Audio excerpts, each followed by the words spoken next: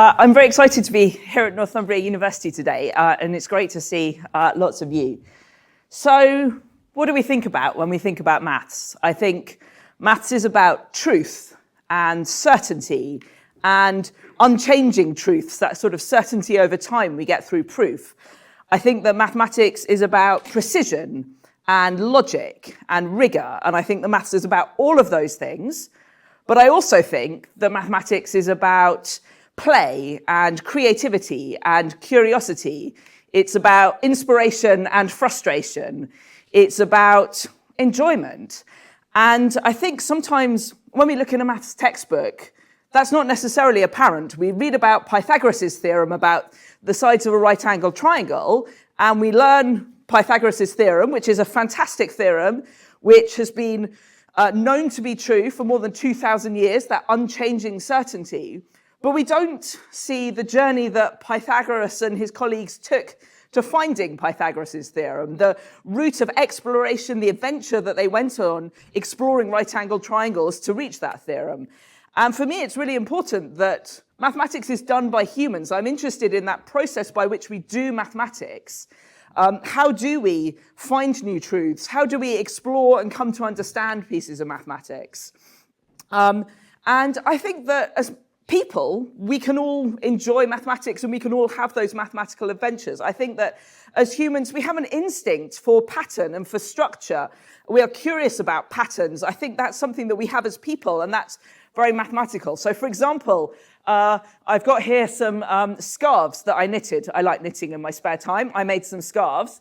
I'll tell you a bit more about them later on, but even without my telling you about the underlying mathematics, I think we can maybe already just see some patterns straight away and maybe wondering what's different between the two. So there's sort of bluey-green one at the top and the purple one. And there are some aspects that are kind of similar, and yet you sort of look slightly different. If you slightly unfocus your eyes, you can sort of see some patterns there maybe. And sort of, well, what's going on? I'm kind of intrigued, maybe curious about that. Or also, I learned crochet recently, so I'm very excited in the mathematical potential of crochet. So I made some mathematical crochet blankets. And again, without my telling you what's going on, I think our instinct as humans is to start looking and think, well, what is that structure? What are the patterns? What's going on there? So somebody who captured this really nicely, in my opinion, is Francis Su, who's a mathematician in the US. Francis Su says, mathematics makes the mind its playground. We play with patterns, and within the structure of certain axioms, we exercise freedom in exploring their consequences, joyful at any truths we find. This Mathematics for Human Flourishing essay, it's available online. I strongly recommend it. I think it's a beautiful description of what it is to do mathematics. And mathematics for human flourishing itself as a phrase, I think is really interesting. So I thought before I tell you any more about mathematics, maybe I'd tell you about my summer holiday. Because in September, I spent a week on the Isle of Skye off the northwest coast of Scotland, and I like going for walks. And for me, the experience of walking up a hill is a lot like going for a mathematical adventure. For me, there are a lot of parallels between setting out on a journey and you're not quite sure what route you're going to take, you're not quite sure what you'll find when you reach the top, or indeed whether you'll reach the top. So this is a hill called Ben Llanfydd in Skye. It's not a very big hill. For those of you who know the Isle of Skye, there are some very serious mountains, the Cuillins. They're very beautiful. I'm not that serious a mountain walker. Also, the weather was not fantastic. So I didn't really want to set off into the clouds, so I picked Ben Llanfydd. So I've got a couple of pictures of this hill from different angles. And I decided to set myself the challenge of climbing this hill and seeing what I'd find along the way. And for me, this was just the right level of challenge for the day. It was large enough that it was feeling like a challenge, but I felt like I had a chance of reaching the top.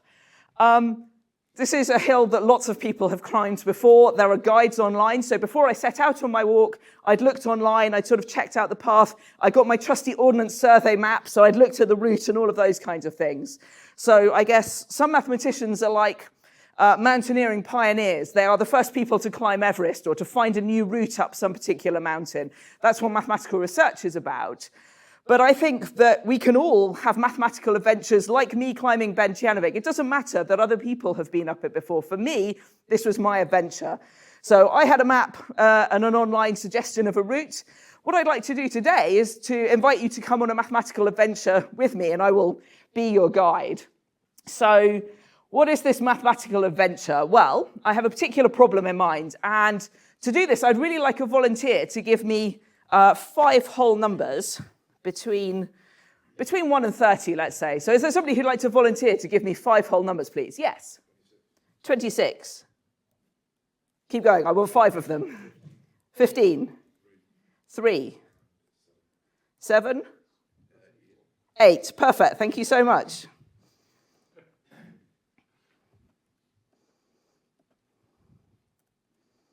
Brilliant. Could somebody else please give me 5 whole numbers between 1 and 30? Yes. 30. 1. 3. 18. 27. Thank you very much.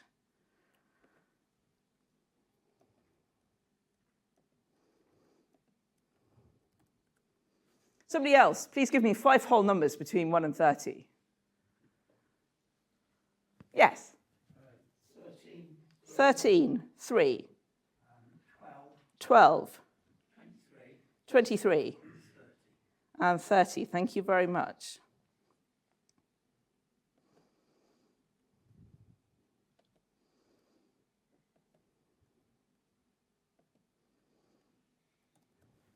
Somebody else, please give me 5 whole numbers. Yes. 2, 3, 5, 7, 11. I feel like I might have come across those numbers somewhere before. Thank you very much.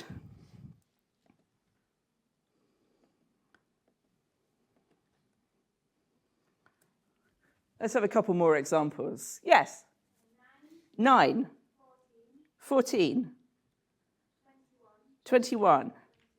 27. And 11. Thank you very much.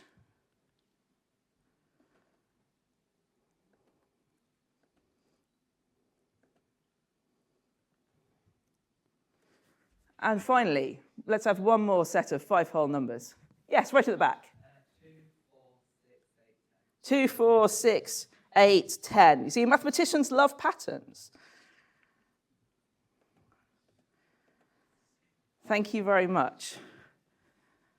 So, what am I doing? You give me 5 numbers, and then I colour in 3 of them, and I add them up, hopefully correctly. Arithmetic in public is not my favourite activity in the world. And I put the total on the right-hand side. And those totals have something in common. Those totals are all multiples of 3. So maybe some of you know this sort of quick way to check whether a number's a multiple of 3. You can add the digits. So 57, 5 plus 7, that's 12. Either I happen to know that 12 is a multiple of 3 already, or I do the same thing. 1 plus 2 gives me 3, that's a multiple of 3. So you can check that these are a multiple of 3. So each time you've given me 5 whole numbers, I've picked 3 that add up to a multiple of 3, I've coloured them in. So our question, our Ben Cianovic for today, if you like, is, can we pick 5 whole numbers so that there aren't 3 that add up to a multiple of 3? And I put in a constraint there that the whole numbers had to be between 1 and 30. That's because I didn't want you to give me 7-digit numbers I was going to have to add up in real time in front of you. The problem I'm interested in just any whole numbers. So they might be positive numbers, they might be negative numbers, they might be 0. Maybe I should just address one thing right away, because sometimes when I ask this question, somebody says, well, what about 0, 0, 0, 0, 0? And that's a kind of interesting case to explore. But if you pick your 5 whole numbers to be 0, 0, 0, 0, 0, I'm going to choose 3 of them to be 0, 0, 0, which add up to 0. And for the avoidance of doubt, I think that 0 is a multiple of 3, because it's 3 times a whole number. So I just want to get that one cleared up right away. So the question, can we pick 5 whole numbers so that there aren't 3 that add up to a multiple of 3? And I like this question because it is not obvious what the answer is. On the best questions in maths, in my experience, they do not have an obvious answer. So maybe I'll tell you a bit more about my walk while you mull over this problem in maybe your subconscious mind. My subconscious mind is sometimes a better mathematician than my conscious mind.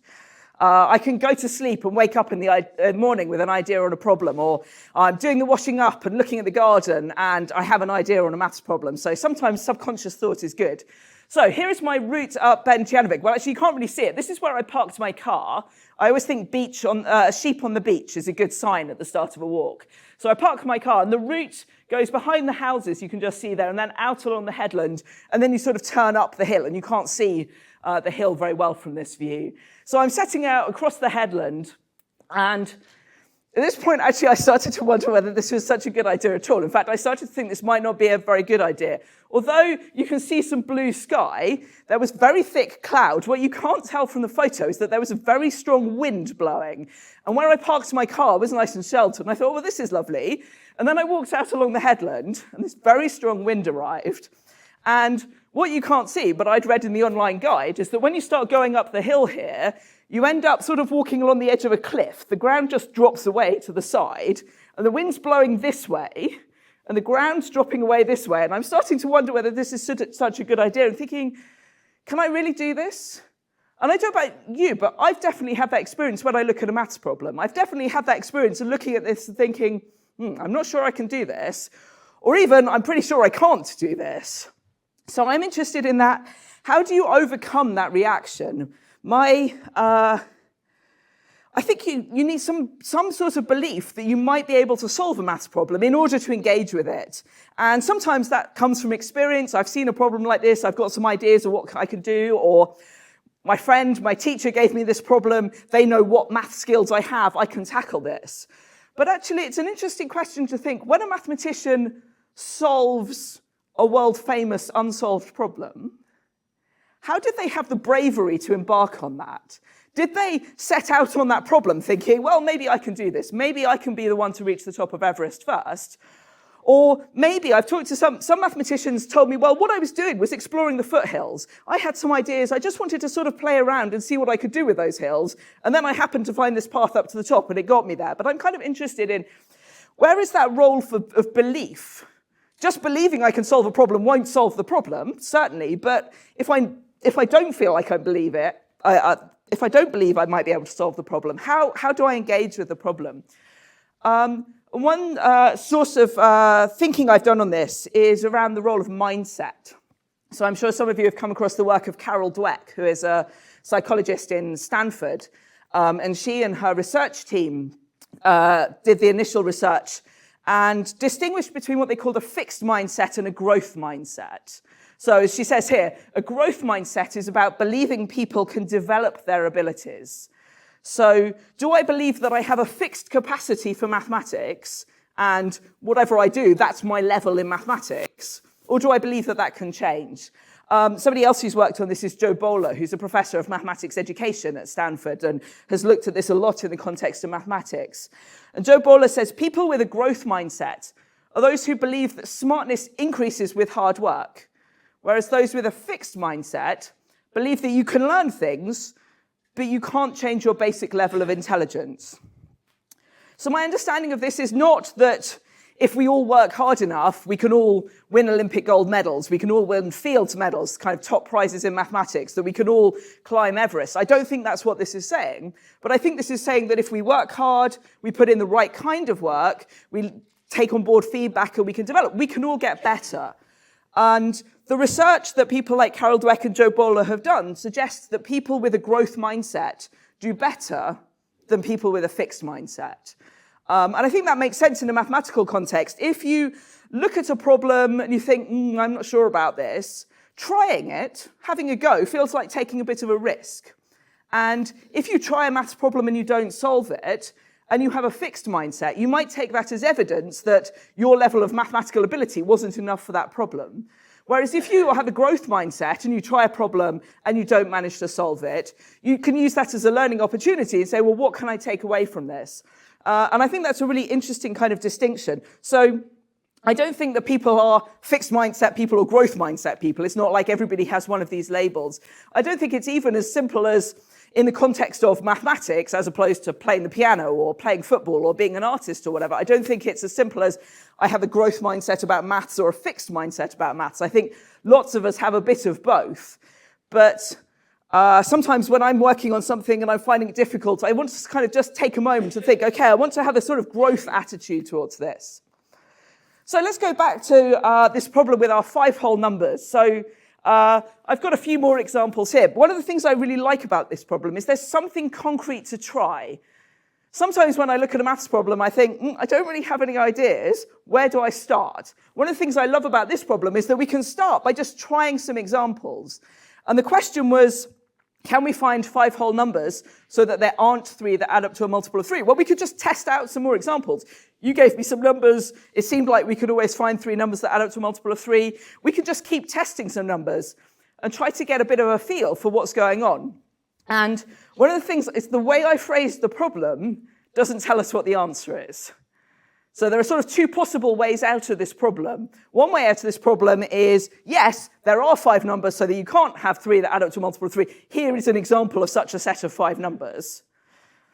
Another way out of the problem would be, no, it's impossible. Here's a proof that whatever 5 numbers I pick, I can always choose 3 that add up to a multiple of 3. And the question as I phrased it doesn't tell us which it is, which is much more representative of the world of research mathematics than if I just sort of said, well, let's show that the answer is this or show that the answer is this. When we're doing research mathematics, we don't know the answer. But those questions where you don't know, am I trying to come up with an example, show you can't do this? Am I trying to find a proof? It can be hard to know what to do. And I was reading a book by the mathematician Littlewood. So Littlewood was one of the great British mathematicians of the first part of the 20th century. And Littlewood addressed exactly this question in the context of research mathematics. He says, complete indecision between yes and no in an exciting new problem is agonizing. When you go all out one way, either yes or no, the thought keeps nagging that it's an even chance that it ought to be the other way. The difference when you do know, when, for example, we are looking for a new proof, is enormous. And I think mathematical history bears this out. Sometimes you have this really difficult question that lots of people have thought about. Finally, somebody solves it, and we know this thing is true because we've got a proof. And then there's a flurry of more proofs over the coming years or decades. Somehow you know for sure it's true because there's one proof, and that kind of liberates you to find other ways of thinking about the problem. Whereas, well, I'm not quite sure. It can be really hard to fully commit to, I'm going for it. I'm going to try to find a proof, whatever it may be. So I think that in maths, sometimes we are very fixed on getting the answer to the problem. Maybe especially in kind of educational context, there's a lot of pressure on, I've got to get the answer to the problem, and that makes a lot of sense.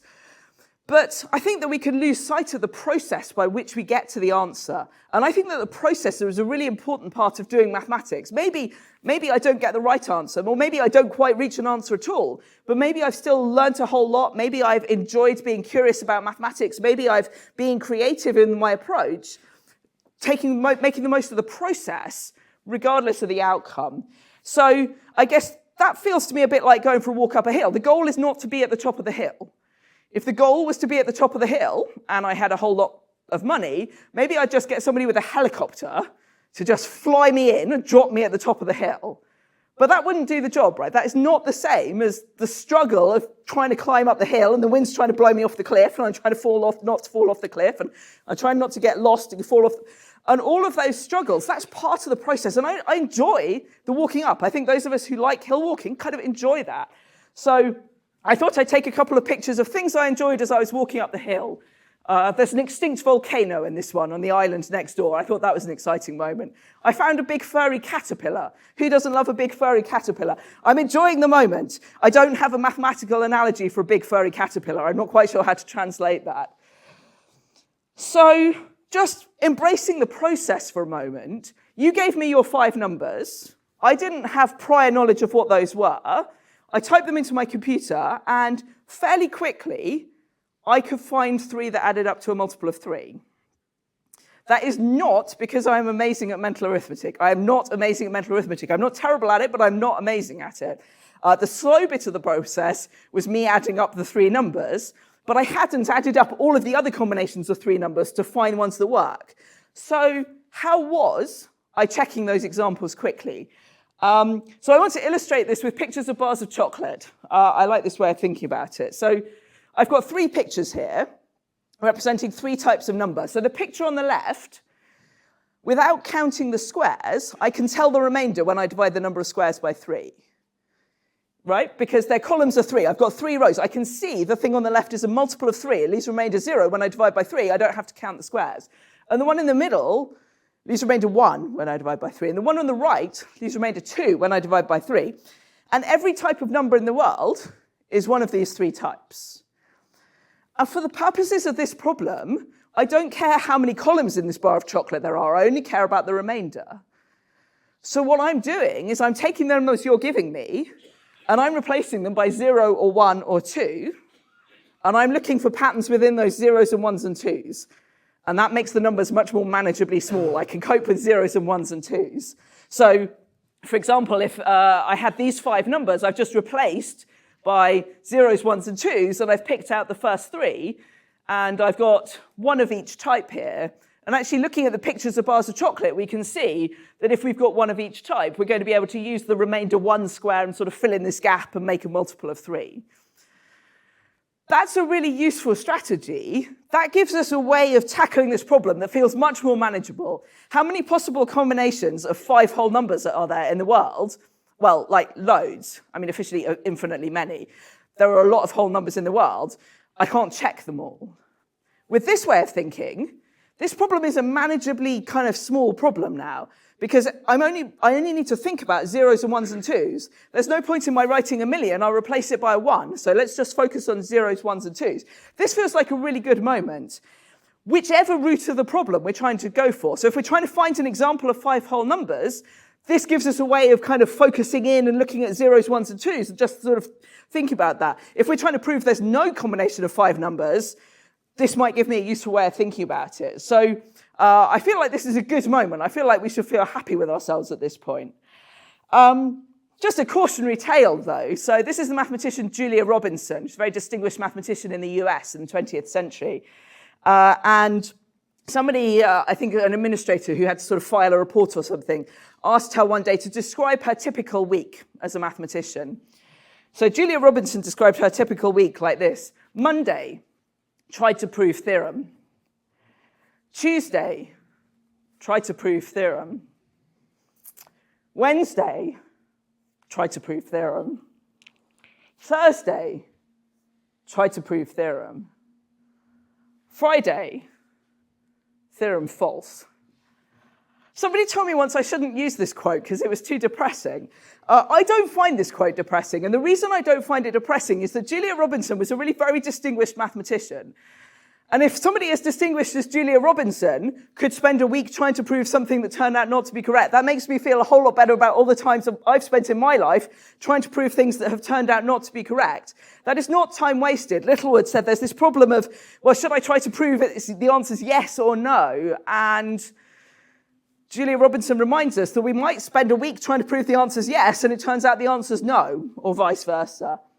Another mathematician I was reading about recently turns out also sees parallels between mathematics and mountain climbing. And I only discovered this quote after I planned this talk. I was really happy to find this. So this mathematician says there's a strong parallel between mountain climbing and mathematics research. When first attempts on a summit are made, the struggle is to find any route. Once on the top, other possible routes up may be discerned, and sometimes a safer or shorter route can be chosen for the descent or for subsequent ascents. This is on my walk up Ben Llanfag. I thought I'd look back down. My car is down the bottom here somewhere. The Cuillins, this famous mountain range, that's the dark shadow in the corner you can't see because they're in the clouds, just to put this in perspective. So this quote continues. In mathematics, the challenge is finding a proof in the first place. Once found, almost any competent mathematician could usually find an alternative, often much better or shorter proof. At least in mountaineering, we know that the mountain is there, and that if we can find a way up and reach the summit, we should triumph. In mathematics, we do not always know that there is a result, or if the proposition is only a figment of the imagination, let alone whether a proof can be found. So again, I don't want to be depressed by this. Kathleen Ollerenshaw, really interesting mathematician, amazing person. I recommend going and reading about her if you haven't come across her previously. She was also a very serious mountaineer in a way that I am not. So, But this idea that you could spend time trying to find a route up a mountain only to discover the mountain's not there. How do you have the bravery to just go for it? I think that's a really interesting question. I don't really have any good answers. I just think it's an interesting question. Let me go back to these bars of chocolate for a moment, because these bars of chocolate are a way of visualizing something called modular arithmetic, which is one of my favorite ideas in mathematics. It's immensely powerful. So you might have come across it in mathematics or computer science, coding, different kind of contexts. So here we're working mod 3. And we're saying every number is a multiple of 3, or 1 more than a multiple of 3, or 2 more than a multiple of 3. And this turns out to be an extraordinarily powerful idea. It's a really useful tool for thinking about all sorts of things in number theory and cryptography in other contexts. So one nice thing that you can do with modular arithmetic is you can multiply. So I don't know, when I was at primary school, maybe you had to do this too. We had to do these times tables. You go 1, 2, 3, 4, 5, 6, 1, 2, 3, 4, 5, 6, and you fill in all of the kind of times tables in the grid, kind of times table practice or something. So it's kind of interesting to do that in the world of modular arithmetic. So in the world of mod 3, there are only 3 different types of numbers. So that's why I've got a 3 by 3 square here. So I'm going to do 0, 1, 2, 0, 1, 2, and just fill in the times tables. So 0 times 0 is 0. If I take a multiple of 3, multiply it by a multiple of 3, I get a multiple of 3. 0 times 1 is is 0. Try again. 0 times 2 is 0. 1 times 0 is 0. 1 times 1 is 1. 1 times 2 is 2. This still feels quite familiar. 2 times 0 is 0. 2 times 1 is 2. 2 times 2 sort of is 4, but we're thinking in the mod 3 world, that means it's the same as 1. If I do 2 times 2, I get a number of the middle type with these 3 pictures here. So I'm going with a 1 here. So this is like a multiplication table in the mod 3 world. And I got up one day and decided what I needed to do is make a crochet version of this. So here is my crochet multiplication table, mod 3. It seemed like a good idea at the time. What is less clear to me in hindsight is why it seemed like a good idea at the time to make multiplication tables in crochet mod 2, 3, 4, 5, 6, 7, 8, 9, and 10. So each square is about this big. You know, each of the 9 here is about this big. It takes me between 10 and 15 minutes to make a square. But I did make quite a lot of them. And those pictures I showed you earlier on are crochet multiplication tables. So I think the one on the left is mod 7, and the one on the right is mod 8. And what I love about this visualization is that we can start to see differences, fundamental structural differences, between multiplication mod 7 and multiplication mod 8. So it's slightly tricky to see. I'm afraid the greens have sort of slightly merged in color here, so it's slightly difficult to see. But there are differences in pattern, like in the mod 7 table, there's this sort of Sudoku property. So apart from all the zeros around the top and the left-hand column, each row and each column has all of the numbers in it. It's sort of like, a bit like a Sudoku. That doesn't happen on the right. On the right, there's a row, for example, that just alternates 0, 4, 0, 4, 0. There's sort of cream, green, cream, green. There's something fundamentally different. That turns out to boil down to the fact that 7 is prime and 8 is not. So there's lots to explore there, and I'm not going to go into all the details now, but I love the visualization. And actually, modular arithmetic helps us make sense of the scarves I showed you earlier on. These are my prime distribution scarves. So the deal is, if we look at the top one, there are 6 rows on this scarf. We're looking at numbers mod 6. And you can be a white number with a green frame or a green number with a white frame. And the white numbers with green frames are not prime numbers. And the green ones with white frames are prime numbers. So the prime numbers are the indivisible numbers, the numbers that can be divided by themselves and by 1, but not by anything else. So if you start from this end and count down the rows, you go 1, 2, 3, 4, 5, 6, and then next column 7, 8, 9, 10, 11, 12, and so on. And you can see 2, 3, 5, 7, 11, which somebody helpfully picked as an example earlier on, are prime numbers.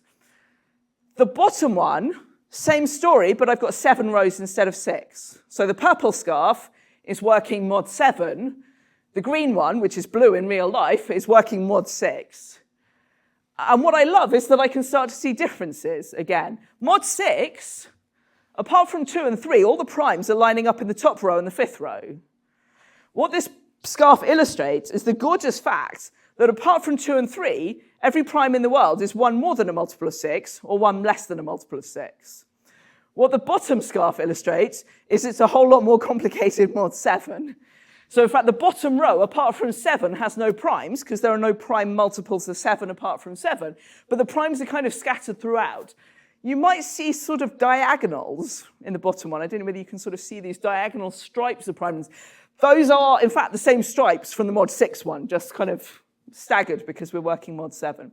So that was a little kind of diversion into the world of modular arithmetic, which I love for its mathematically intriguing properties, its mathematically powerful properties, has lots of applications too. So let's try going back to our problem about our 5 whole numbers and see, can we use this sort of 0, 1, 2 way of thinking, this mod 3 way of thinking. So here's the numbers that, these are not ones you gave me, these were the examples that I did afterwards. So what I'm going to do is take each of these and replace each number by a 0 or 1 or a 2 to reflect, is it a multiple of 3 or 1 more than a multiple of 3 or 2 more than a multiple of 3? And then, well, I don't know about you, I find that very difficult to read because it's got a whole load of numbers crossed out. So there's a tidied up version with just 0s and 1s and 2s. And maybe I start to find some patterns. So things like, in the, not the bottom row, but the one above, I've got 3 zeros. I've got 3 numbers that are a multiple of 3. I love it when people give me an example with 3 numbers that are a multiple of 3, because I know if I add 3 multiples of 3, I get a multiple of 3. So you give me 3 multiples of 3, I'm very happy. The bottom one, we've got 1 of each type. And we said before, if we've got 1 of each type, those are going to add to give a multiple of 3. What else have we got? So the 4th row down, we've got 1, 1, and 1. I've got 3 numbers that are all 1 more than a multiple of 3. I can use all of those 1 leftover squares, make another column, I get a multiple of 3. And I think the top row, I've got 3 numbers that are all 2 more than a multiple of 3. So what I can see is that there are some particular combinations of 0s, 1s, and 2s. And if I find those amongst my 5 numbers that are all 0, 1, or 2, I'm in good shape. So if I have 3 multiples of 3, we're done. If we've got 3 numbers that are 1 more than a multiple of 3, we're done. If we've got 3 numbers that are 2 more than a multiple of 3, we're done. And if we've got 1 of each type, we're done. This feels like a whole lot of progress, I think. I don't know about you, I'm feeling like we're pretty near the top of the hill at this point. So let me show you some pictures of being near the top of the hill. There's blue sky, there's sunshine. The wind is blowing a gale. I've chosen the path not right next to the cliff, but the path a bit further in so that I don't fall over the edge. But I'm getting near the top. This is a good feeling. It's just there. So what's going on with our 0s, 1s, and 2s? We're going to pick 5 numbers that are all 0, 1, or 2. And if we find one of these 4 bad combinations, then we know that we're done. We've got 3 numbers that add up to a multiple of 3. So I can just check, right? So here's a first bunch of checking. So I try to be really systematic about listing my 5 types of numbers. So starting with 0, 0, 0, 0, 0. So I've got 5 numbers that are all multiple of 3. And I'm working through, and I couldn't fit them all on the slide and still have slightly readable font size. But here's a first chunk. And then I look at these, and for each one, I go, have I got one of these bad combinations? And I'm a very patient person, and I did this for you. You can say thank you later. And each row I've been able to color in. So each row here, I've been able to find 3 numbers that add up to a multiple of 3. And that's great. So how many combinations are there? Well, there are 3 possibilities for the first column, and 3 for the second, and 3 for the third, and 3 for the... So there's 3 times 3 times 3 times 3 times 3. That's 243 possibilities. I've managed to fit 75 on here. That leaves another 168 to go. I don't know about you, I'm not very excited about the idea of checking another 168 cases. It wasn't that exciting checking those 75. So I feel like I can solve the problem, because I feel like if I can contain my, just be patient for long enough, I check my next 168 cases, and I bet based on those 75, I will be able to find 3 numbers that add up to a multiple of 3. And then I'll go, oh, no, it's not possible to find 5 whole numbers so that there aren't 3 that add up to a multiple of 3. But I feel a bit flat about the whole thing because, I mean, yuck. It's horrible, isn't it? Just checking all those cases. I don't feel like I've understood what's going on behind the scenes. I feel like there is some underlying mathematics here, and I just haven't kind of tapped into that. So I'm not so keen on that. And actually, I got to the top of the hill, and it turned out it wasn't the top of the hill at all. And that's really kind of frustrating as well. So, yeah, we've still got a little way to go. And I don't really have a better way of summing this up, apart from whatever this emoji is. So now I'm fed up because I'm not at the top of Ben Tianaveg, and I've got a maybe way of doing the problem, but it's not very nice. And let's just take a pause from this a moment. Let's have a digression. This is really important in maths. Sometimes you have to know, I just need to stop thinking about this problem for a bit. I just need to think about maybe another maths problem. Maybe I just need to go for a walk, or maybe I need to go and have a cup of tea with my friend, or whatever it may be. And there's a sort of fine balance between I have to spend long enough persevering on the problem, I have to kind of bash away at it enough for my subconscious to kind of absorb everything it can about the problem, but also, actually, I've just hit the point of frustration. I'm not making any progress here. I'm just going to walk away. So let's have a digression. Okay, this is maybe not the most exciting fact in the world, that 1 is equal to 1 squared. But if I do 1 plus 3, that's 2 squared. And if I do 1 plus 3 plus 5, that's 3 squared. And if I do 1 plus 3 plus 5 plus 7, that's 4 squared. Are we seeing a pattern? So I can just keep going. And it seems like if I add up the first however many odd numbers, I get a square number. And that's a kind of nice pattern, isn't it? I mean, you know, why not? It's a nice pattern.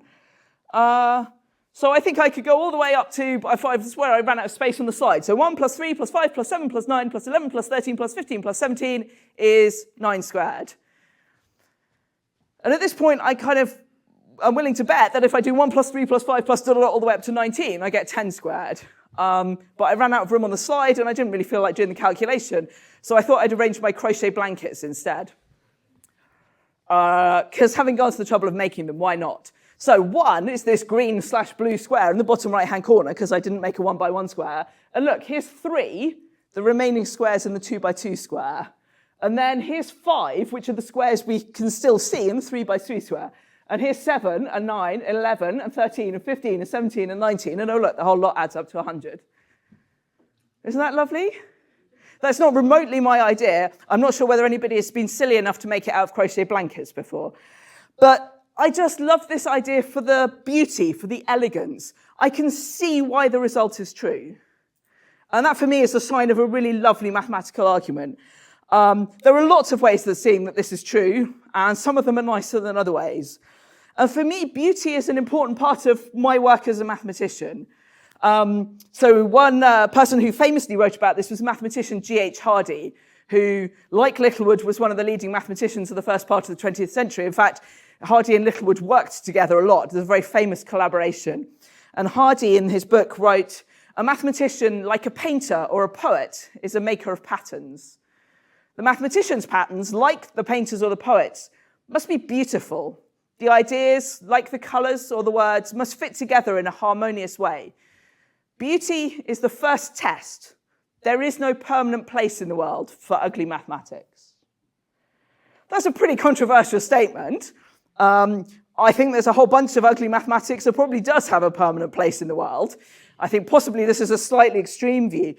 But for me, part of the role of beauty is in helping me, guide me towards a particular approach. If I'm looking at the hill and I can see the way that involves climbing across a lovely green, smooth, grassy bank, and the way that involves fighting through the bushes, it's the green, smooth bank all the way. I want